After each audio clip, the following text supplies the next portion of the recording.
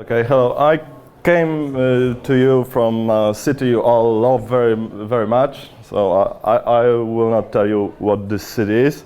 To tell you about model, view model, structure, paradigm, whatever, and functional reactive programming. It's a relatively new concept in the iOS world. Let's start with a question. Who heard about Reactive Cocoa? Okay, who actually used it? Okay, in production? Okay, and what are your experiences? Okay, so it's a topic that is very, it's needed for almost every Windows Phone programmer. It's taking Android development by force, and it's gaining popularity on iOS, so it would be good to know something about it. So I'm happy that not a lot of you have used Reactive Cocoa or any FRP, because this presentation covers basics of the topic. So let's start. First, what I will be talking about. We'll start with the model view model. I will tell you what it is and how it differs from the standard MVC. Then functional reactive programming. So I will tell about this paradigm of declarative programming. Then I can tell you why I decided to put those two things in one presentation. And then we will see some brief comparison of the frameworks that are available on iOS, and followed by a little demo in my favorite Objective-C. So, okay, first, who am I? I'm a, now let's say, pretty experienced iOS developer. Some may say I'm a senior, but it makes me feel old, so I don't like this term. Now I'm working on freelance, so I was a former team lead in one of the lovely city companies. Yeah, this is too small. Yeah, I'm interested in game development. Actually, I'm working on a project now that is semi-related and IoT. And I'm not a pro FRP and a programmer, because it's not so easy to use it in production and to convince the client to use it. And I had some difficulties that I will tell you about later. Yeah, and MVVM, yeah, I've got a bigger experience. Once I learned about it, I pretty much use it in every project that I develop. So, okay, let's start with model view model. What it is. It was first created by Microsoft. I think it was like early 2000s. They were developing .NET framework, and I don't know if any of you have any contact with .NET. Okay, so Microsoft has this idea of bindings. We have it on OS X, on Cocoa also, but they are a bit simpler. Yeah, it's based on MVC architecture, so it's pretty much compatible with all the code base that we have. It's easy to incorporate it into existing products, existing projects that you have. Yeah, it's like another step to separate business logic and models from view. So I will tell more about it later. Yeah, it's like adds additional objects that is called view model between model and view controller. Yeah, and it gives us the possibility of testing it very easily, because we have real separation of concerns here. Okay, so this is a typical massive view controller architecture that probably most of you have used and seen. I don't know, who has seen some very, very big view controllers in your days? Yeah. How many lines? 3,000. Yeah, not so bad. Yeah, so I heard about a view controller that had like 14,000 lines, so it was pretty big. Yeah, so probably most of you are familiar with this scheme that we have a model that represents our data. It is updated by controller. It notifies controller about any change, and the controller updates view. View passes user action to the controller, and so on. Controller mediates the whole flow of data, and also the life cycle of the view, and so on and so on. So it's not very ideal, but Apple decided to use it, and I don't think that they do anything to change our mindset about it. Okay, so what we can do to make things better? So we insert view model instead of a view controller, and we move the view controller to the view layer. So you may say, nothing changed, it's just naming, but it's about our mindset to interpret it in a certain way. So the view controller is treated as a view, because every view controller needs to have a view, so it's like a additional view. So we move the view controller, and the whole business logic that we want to do goes to view model. So as you can see, it fits perfectly into the existing architecture, and it's very easy to implement. Okay, so what's a view model actually? The most profound function of it is transforming values from model to view model.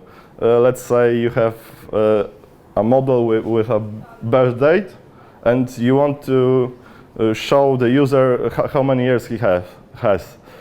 So this logic, this transformation would be done in view model, and it's absolutely independent of the view layer.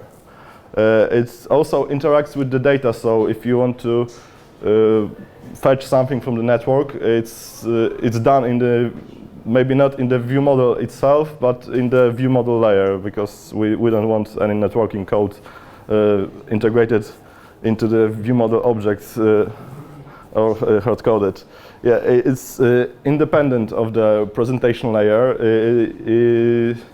because we want to manipulate the data, what data we want to show to the user or something like that, and when we on iOS, the most important thing to remember when we are dealing with view models to keep it portable is to constrain yourself and not to import UI kits ever in those classes. And thanks to that, when you have an iOS application, you want to make an OS X port, you can just write the view layer, and everything else stays the same. So it's very good, so it's portable.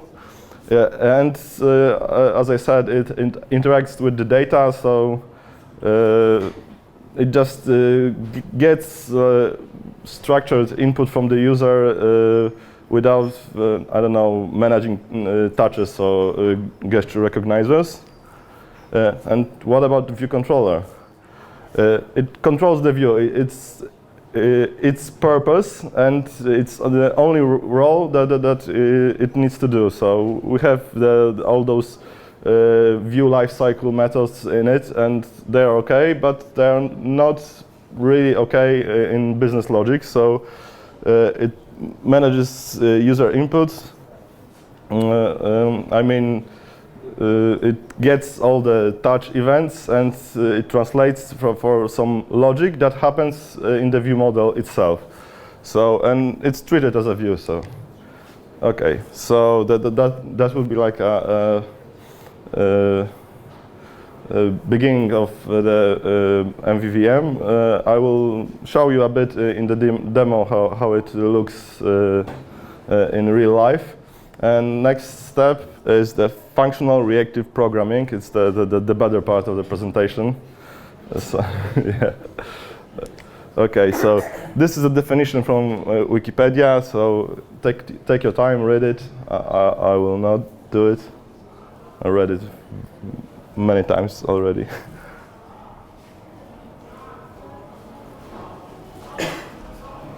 Okay.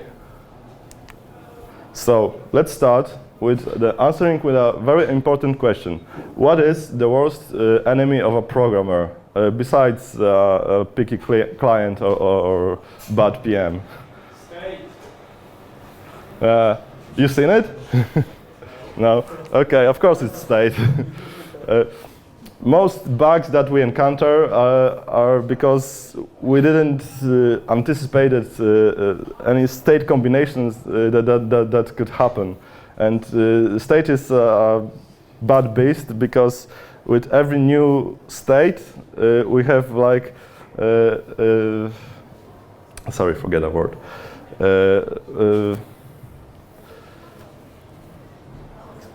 Yeah, exactly. Thanks. Exponential complication of things. So when we have one state, we have one state variable, and if it's like a bool state variable, we have two possible states. When we add another bool, we have 4 possible states, and so on and so on. So it's very bad, and most of the time we spend on debugging apps is trying to recreate the state that the app was when the bug happened. So what are the alternatives? Everything is a stream, everything flows. Let's try to think about our data as a continuous stream of events happening over time. Instead of trying to manage some states and try to, I don't know, refresh views or something like that when state changes, let's try to think that everything flows and we just react always accordingly, and we try to prepare for any data that, as it comes on. So how we can visualize state? It's pretty standard diagram of a stream. So we have events happening over stream, and the top one has an error. So because streams can have a beginning, can have an end, or they can be like continuous, like user tabs. We never know when another tab can come to us.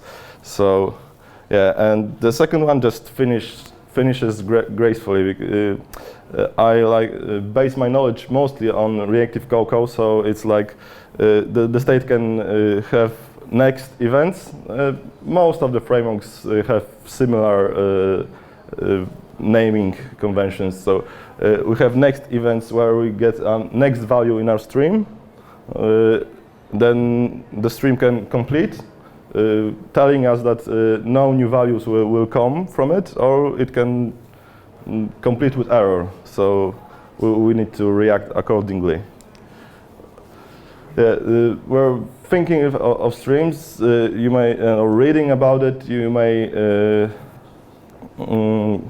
stumble upon some names like push and pull-driven stream.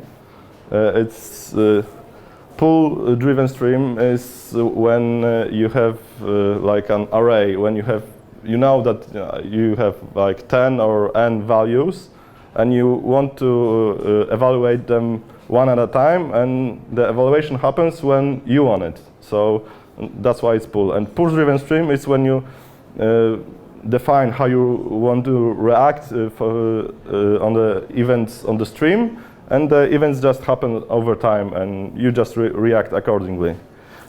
So there's another like concept like hot and cold signals, but I didn't include the definition in presentation because I stumbled upon 2 definitions. Both made sense. So when you will be reading, if you want, you will decide which the definition is better for you. Okay. So it's reactive because we define streams, we react accordingly to events happening on the stream, but what about functional? Of course, the streams itself doesn't do us much good because as a programmers, we need to transform streams and do some operations on the data on the streams. So we have lots of typical for functional programming methods that we can use, like map, filter, reduce, merge. I will not go into the details of every one of them. There are just a couple of them because there are lots and lots, and every framework has some slightly different naming conventions, so won't be going into the detail. Okay, so when we use FRP, we do stream manipulation, and it's a laser. Let's imagine we have two input streams, two streams of data with values of x with tens of some value, and with singles of some values, and we want to have like a like a real value of those two streams on the output streams. So we create a new stream by mapping the tens to a new stream that has the tens that we have, and then we combine or reduce. It's different naming. To create a ready stream of values. So we have this event, it is mapped to 10, then this event happened, it's combined together, and we got 11. Then next event happens on this stream, we combine it with the previous value, and we have 15. Okay, there is also, because we live in an imperative world, there is something called side effects. If you will be learning FRP, you will stumble upon it very often. So it's when you want to do something, react to the stream, and it's not entirely reactive in a sense that you need to interact with the imperative world, like I don't know, save an image or something like that. It's a side effect. So when you get a new data, you transform it. It can be done via streams, and then you need to save it to disk. So you then create a side effect. Of course, we should avoid it at all costs. So why those two things belong together? Because model UV model was created by Microsoft to work with bindings. There is something there like you have data source and you just bind it in, I don't know if it's in XAMPP, but in Visual Studio you bind it to a view and everything's happen automatically when the data change, the view is refreshed automatically, and we can do the same here. So no more trying to reload table view or reload individual cells. ViewModel applies transformations to streams instead of values. So MVVM can be used on itself without reactiveness, but it is best to like just define the transformation in the ViewModel and let it flow. And yeah, it provides easy interface because most of the frameworks provide something like a command that you can execute, and it just provides an output stream, and we don't have any callback hell that you have to define block over block over block over block. Of course, the implementation uses blocks or closures, but I think it's pretty neat. Okay, so what we have available for us? In Swift, because it's a relatively new concept, so it's more. We have Reactive Cocoa. I think the version 4.0 is out now. We have Rx Swift, and we have React Kits. Reactive Cocoa is, I think, by far the most popular on iOS now. Rx Swift is, I checked GitHub today, and it was like 13,000 stars for Reactive Cocoa, about 4,000 stars for Rx Swift, and about 1,000 stars for React Kit. I think it's the smallest one. Okay, poor Objective-C, my favorite, and it only got Reactive Cocoa 2.x. It isn't supported.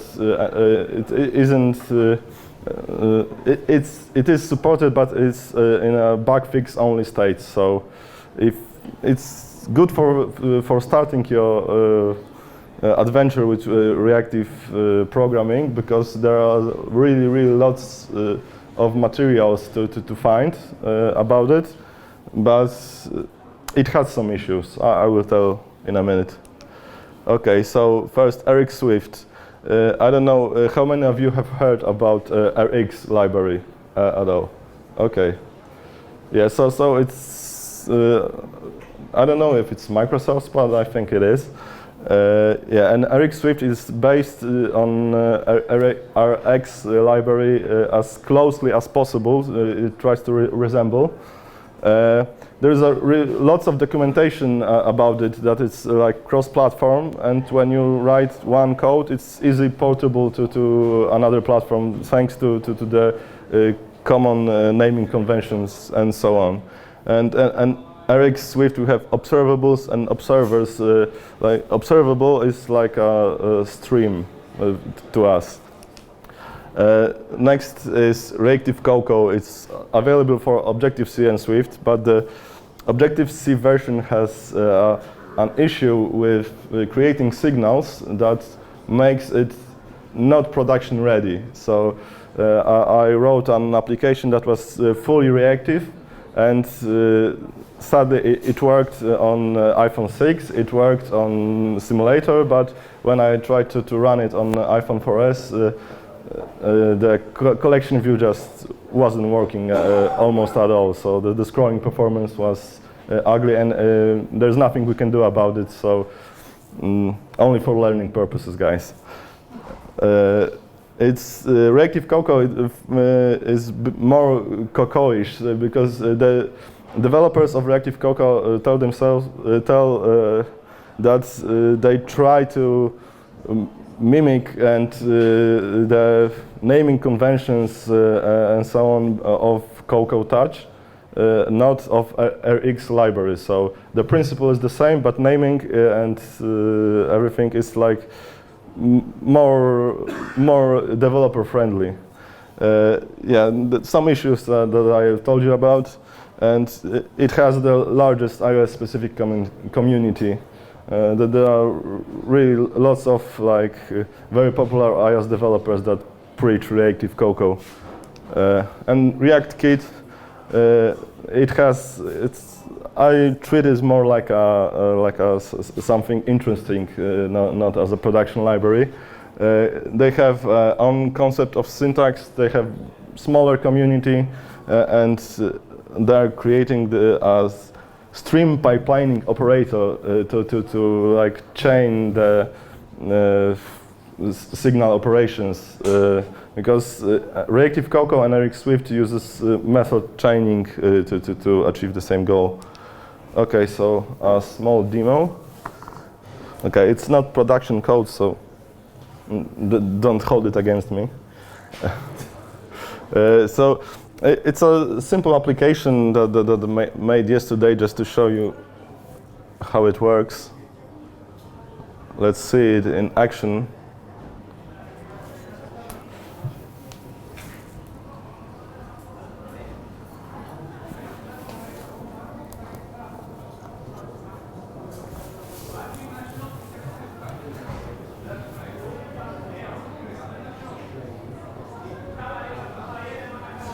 So we have a collection view with some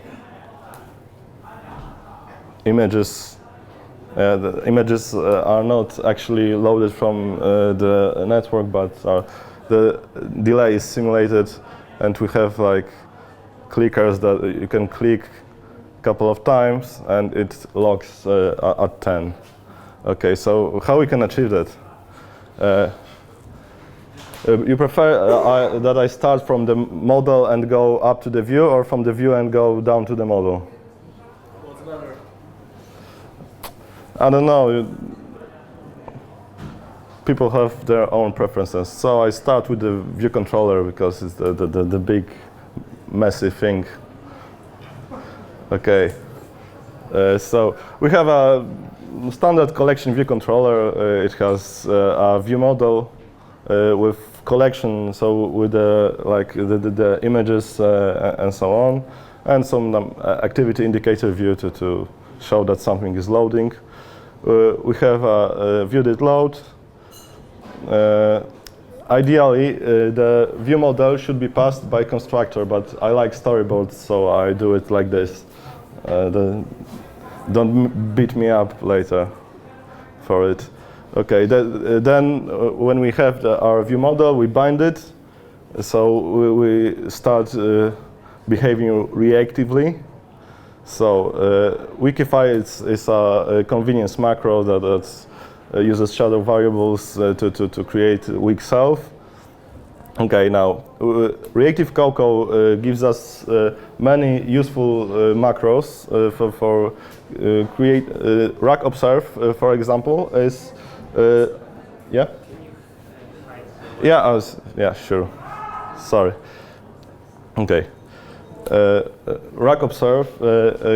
It's a wrapper for KVO. So I don't know if any of you used KVO in its like primal form. No one. Okay. But probably that's why all of you are alive. So yeah. So we bind to our view model items array. Because nothing is present there before we load, we skip the first next signal because when we are binding to some signal, the next block is when we're doing the subscribe next. It's the example of side effect. It is called immediately, so we skip that one, and then we tell that anytime that new items, the items array change, we want to reload the data on this, and that's all. And we'll have like fresh data every time that something changes, and then we can also observe the items, because we're not constrained to one signal per one stream of data per property. We map the items into a Boolean value. So when we have any items, the busy indicator is hidden. When we don't have any items, the busy indicator is shown. And that's all, and here is just the data source. It shouldn't be there, but okay. So we have the view controller. Where's the mouse? Next we have our cell. So the cell is a bit more complicated, more logic to it. Pretty standard, I think, methods for configuration of the cell based on view model, not model, or not the view controller doesn't try to configure it itself. So some separation here.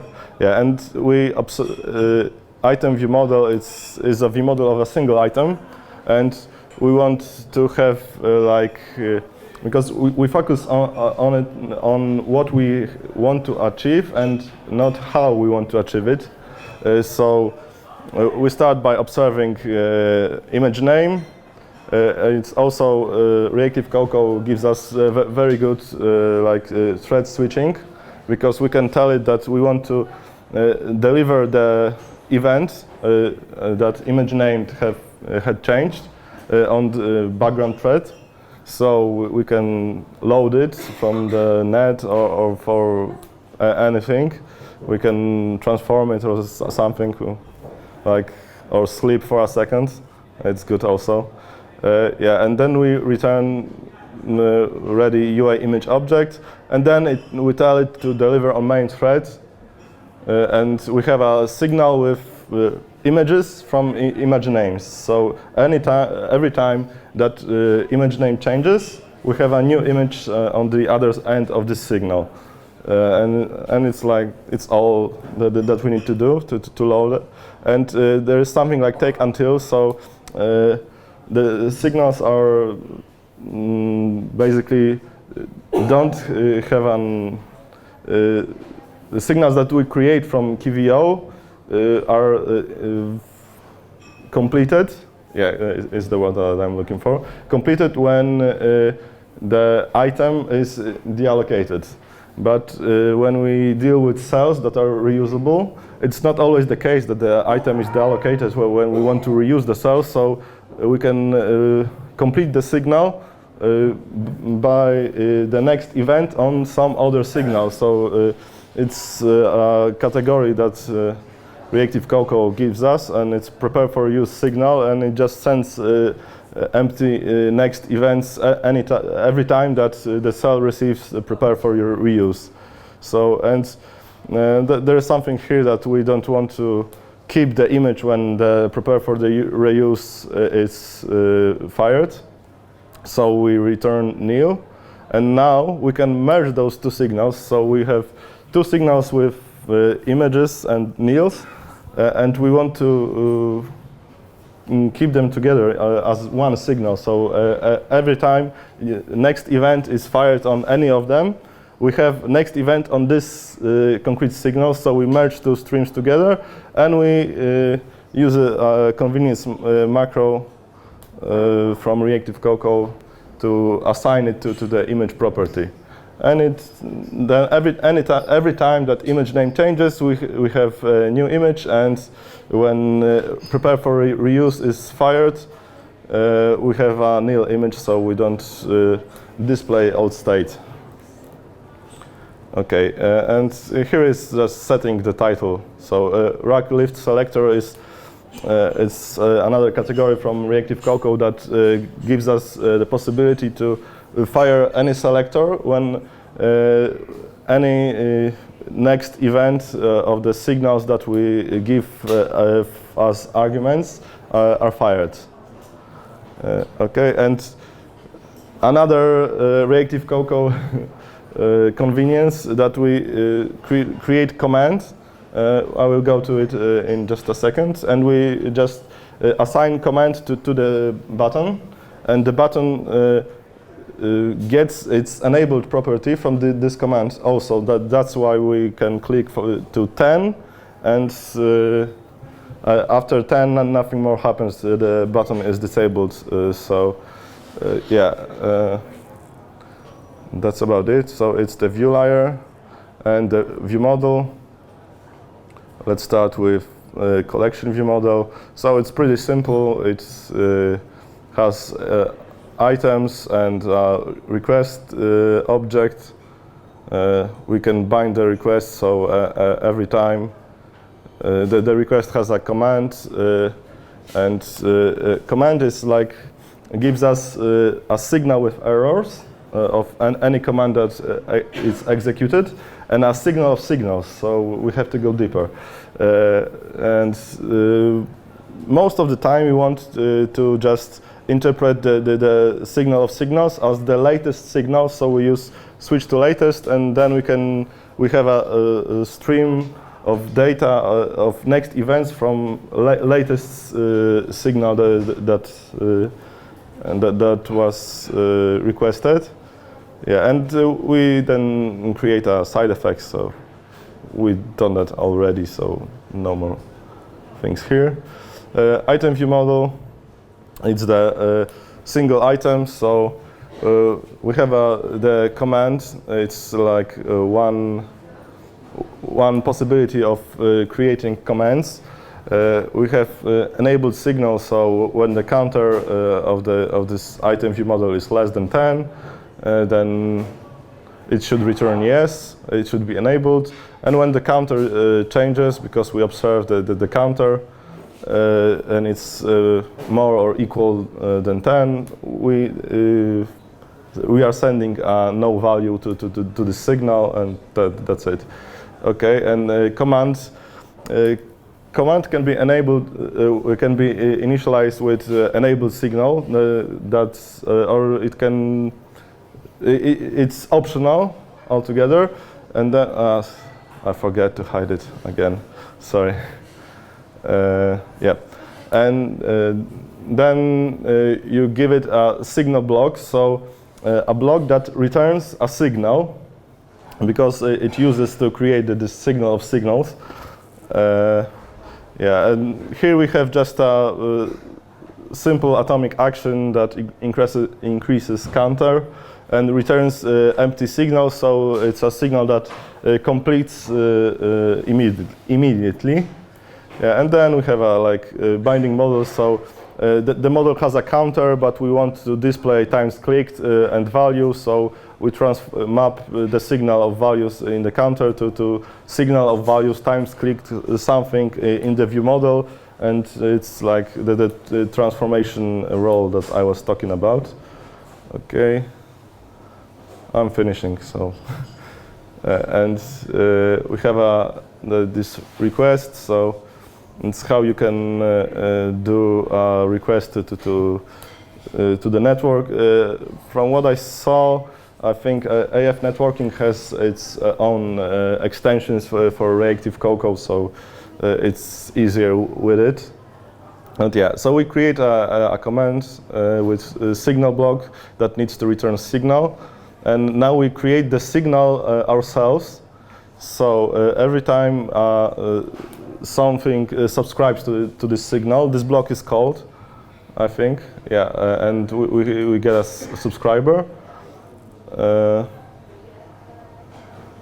Yeah, and we get something from the internet in the background thread. Then we deliver it. We are sending to next event to the subscriber with some value that are new item view models.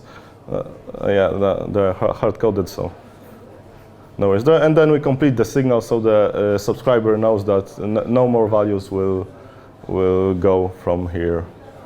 Yep, and model is just a dummy model with image name and counter, nothing more. So yeah, basically that's it. That's basically it. So thank you for your attention, and do you have any questions? Yep. Did you create any large application using it?